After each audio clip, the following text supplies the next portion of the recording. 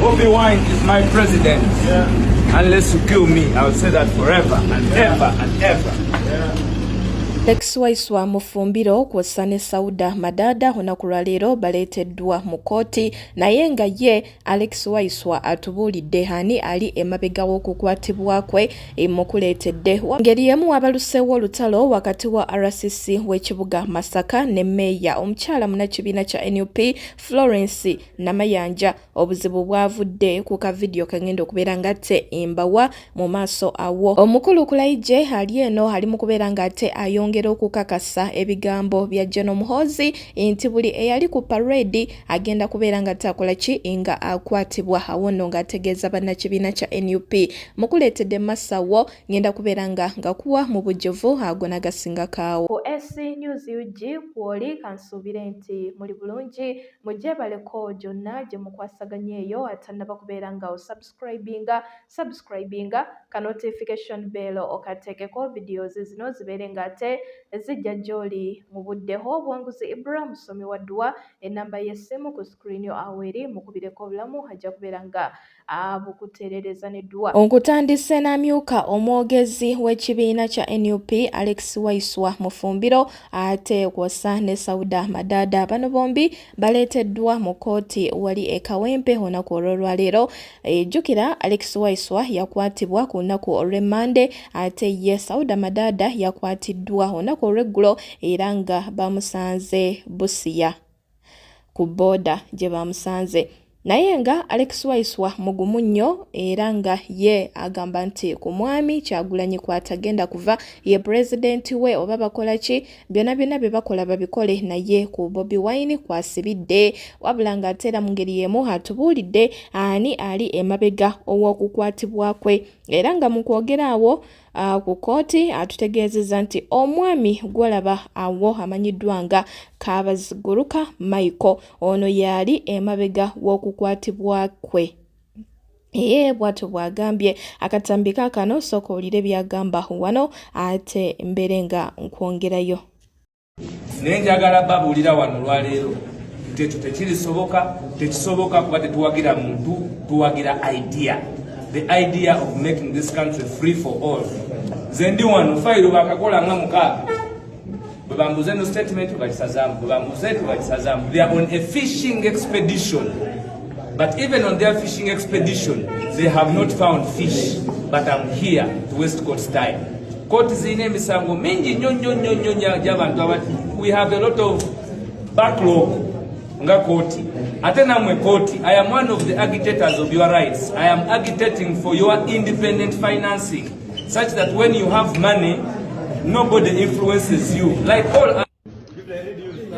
am being charged for offenses I didn't commit. I'm being told I was on a parade that I did not see, that I was not present, and it is all political persecution because last night they were convincing me to stop supporting Bobi Wine and I told them that is out of my order. And I also want to tell the country that my arrest was facilitated by Kabaziguruka Michael, the person I'm contesting against. He works for security, he's a security operative, and he's aware of whatever is happening to me. Michael Kabaziguruka. Musajja wattu bambi embeera bwetyo bweri kati katulinde tulabe ate ebinava mu kkooti nja kudate mbikutuseeko naye nga mugumu nnyo tatidde kubanga ye akimanyi nti ne banaakola batya ne banaakola ki emisango gye bamutaddeko teyagizza era essaawa yonna katusabe mukama bambi ate abeere nga ateebwa naye nga ku sayidi wano eyo nga nkujjeeyo munnange wabaluseewo olutalo wakati wa RCC w'ekibuga Masaka ne Meeya omukyala Florence Namayanja era ng'obuzibu bwavudde ku RCC okulagira poliisi ebeere ng'ekwata Meeya embuno olw'okutataaganya akakiiko k'ebyokulonda naye ng'obuzibu bwavudde ku kavidiyo kano omukyalo ono Namayanja yagambye omusajja gw'olaba awo ali mu kubeera nga ate abeerako ne byawandiika omusajja akutte peni n'akapapula n'abeera nga ate amugamba nti lwaki owandiika amannya ag'abakansala b'ekibiina kya NUP lwaki owandiika bannuupu bokka kati awe wavudde olutalo akatambi kaakano soko olabe gye byatandikidde ate nkuleetedde n'omukyala Namayanja maaso awo naye ng'akola ki ng'ayongera okutangaaza ku nsonga eno vidiyo yino ate nkutwalewo omukulu Kulaije. No, what crime? You was not brought here by police. Yes. What did you want? No. This is unacceptable. This is unacceptable. No, this is unacceptable.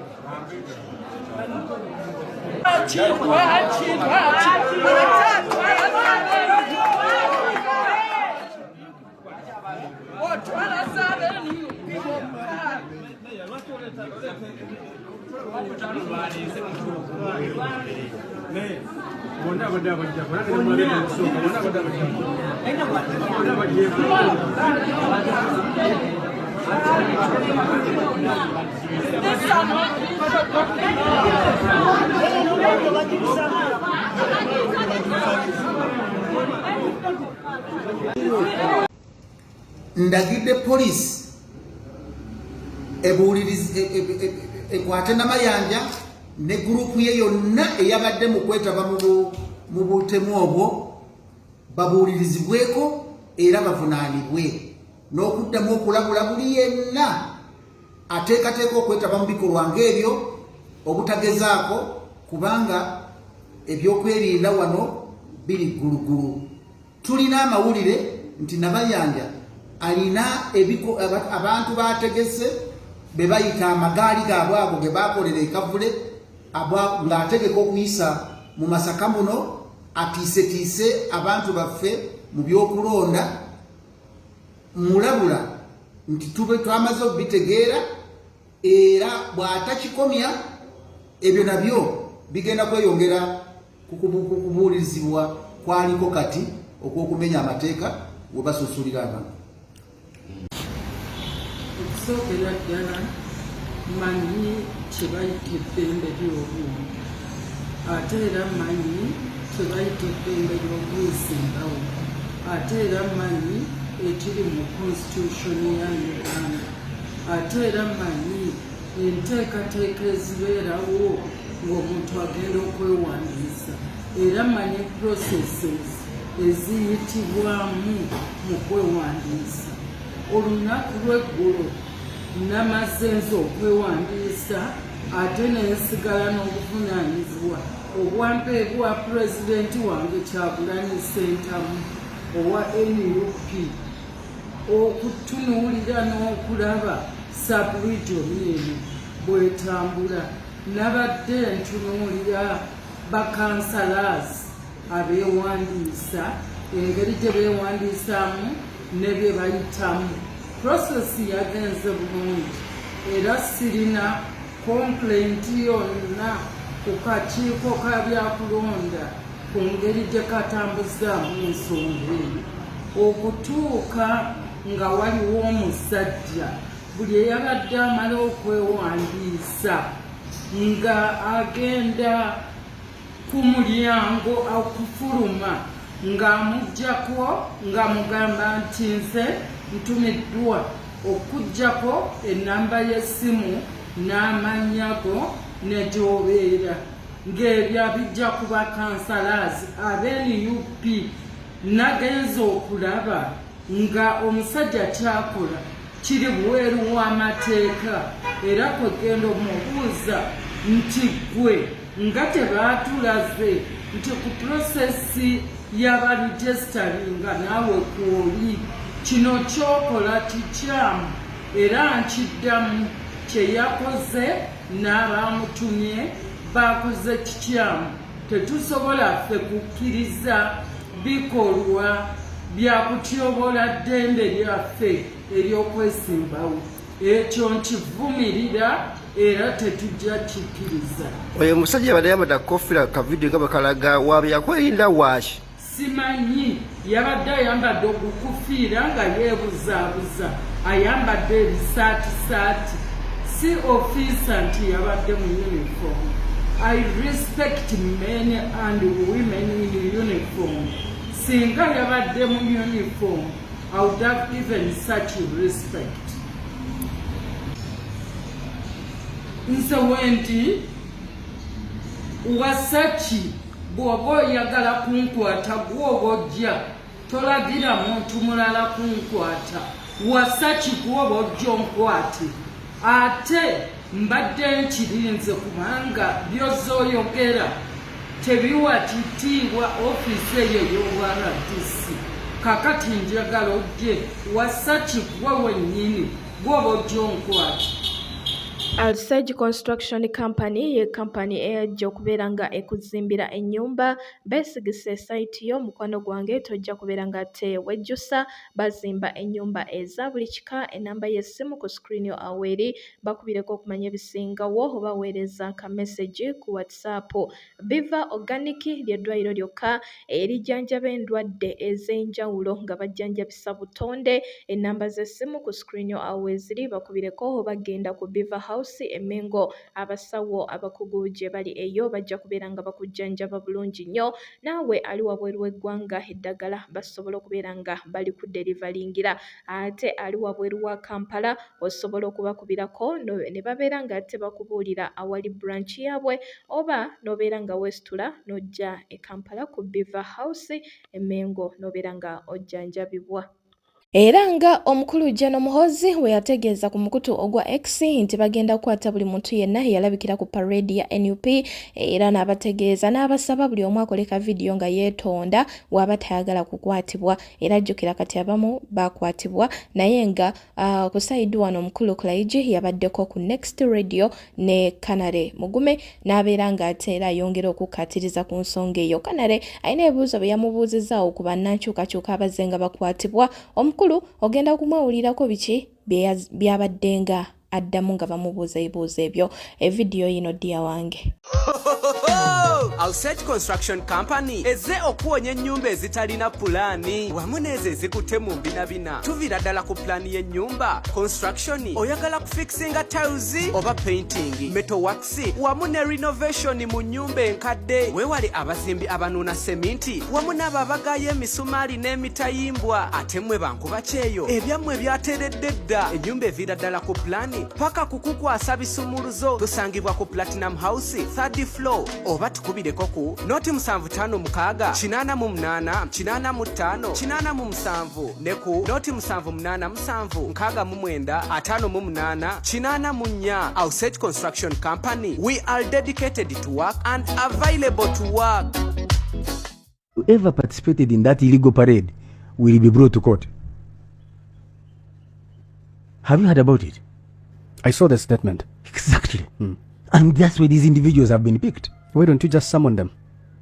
That is not for me to answer. I've told you. I am not going to answer what I have not done for what I have not done, Colonel. And for you insisting, that's indiscipline. Surely. I have told you. I would rather not even telling you. You know where these individuals are. We were very clear. I'm not coming to discuss those two individuals because they were arrested by police. I have no business discussing them. Which two individuals? The Waiswa and Bobi Young. Is it Bobi Giant, I mean? Bobi Giant? Yes. What about the others that had gone missing? The others have gone missing. Who? Please give names. Do you know about the case of Bobi Young? He hasn't even appeared in court? Yes, but that is after. Before he had been Excuse missing. me. You see, once somebody has already been established where he is, why does it become a subject of discussion again? Doesn't it worry you that people go missing and then even after they are not missing, even after they appear in court, they are not missing, no? That their relatives, their lawyers, their doctors are unable to establish in the first 2, 3, 4, 5 days before they appear in court. Colonel, could I remind you, once somebody has been arraigned in a civil court, it's done by the police of Uganda or Uganda Police Force, not the UPDF. And so you can't make me Director of Information in Defense to discuss people that have been arraigned in court by the police force. You don't think disappearances or abductions are a thing in Uganda? There are no abductions that are done by the state. The state arrests doesn't abduct. So maybe you want us to discuss the manner of arrest? Really? Because what are I insist, Mr. Mujisha, Mugume, I would discuss election security. That's what I came to discuss. I have no business discussing individuals that are already in a court arraigned by the police. Doesn't Matters of arrest, methodology of arrest, please discuss with the police spokesman. No, I'm saying that it should bother you that men appear without uniform with private number plate vehicles. No, it can't bother me because there are these several methods of arrest that I know of. And two, Uganda is not the only country that has done that. Even though democracies, people can arrest when they are in ordinary clothes. So that shouldn't be worrying us. It would have worried me if people indeed disappeared. There, it's a matter of concern. But once their address has been established, or their whereabouts, and they are in hands of government agencies, we rest. Despite the fact that their whereabouts are known even beyond just 48 hours. I mean, custody of 48 hours, that should be okay because it's within the law. Ideally, should be 48 hours. So what goes wrong? What happens when they're arrested beyond 48 hours? We don't live in an ideal world, do we? No, we don't. Exactly. So what is UPDF's official response on the allegations of abductions? But why should I respond to what we would not do? Why should I respond to hot air? We all know who appeared or who brought Bobi Giant. We know who arrested Waiswa. So why should I discuss this matter? Why should I respond to what I am not responsible for? Sometimes when people go missing, it's police that says we're not aware, and then you go to the UPDF says not aware, and all of a sudden we hear now that they are in unidentified custody. Canary, have I never gone on record to say that one is with us? Have I never? You've ever? Exactly. You see, the Swahili say, mwenye mkunda na kuambia nimenyampa, wewe unakataa. That the owner of the buttock says you have gas and for you refuse. So I don't understand you. But on a serious note, anybody that finds himself in the hands of government agencies has not been abducted. It's methodology of arrest that it differs. Number one. Number two, again, this is diverting me, but methodology will depend on one, circumstances, two, the individual suspect. Those, if I may just hint on that a bit. And like I said, your producer told me we are coming to discuss the role of UPDF in elections. So, and we're getting there because this is happening in the political season. For you are taking me into discussing the individuals. It's honestly that only are in the fair. hands of the Uganda Police Force. It's honestly only fair that I ask these questions because this is a political season that it's we're in. Fair. Politically charged. It's fair, but you're asking the wrong person. Or I have no right to say that's not for me. I should be bandwagoned. But it's important that we ask now because the arrests I agree are targeting opposition supporters and players. No. I think you may remember it was made very clear as to who has been arrested in Noop and why they were being arrested. That has been made clear. It's not targeting them because they are opposition, and you and I know that there are many opposition parties in this country now, and the top leaders have not been touched. Not even the top leader of Noop has been touched. Whether the police has him on the list, I don't know. That's why I told you are hazarding me in an arena which is not mine. That's not home ground. Do you know about the whereabouts of Sam Mugumya of PFF? How would I know? I'm asking because he's been missing for close to a week now. But we have also had occasions where people get missing and they appear on their own. True or false in this country? Some even had blood smeared on the seats of their car. Canary. I think as the state, let me tell you this. Must account for any missing person. No. It's not about my job as a UPDF director of information. It's the job of the police. All right? But two, like I've told you, and we all know Mugumya has a history of disappearing. You forget? Do you forget he disappeared and only surfaced in Congo?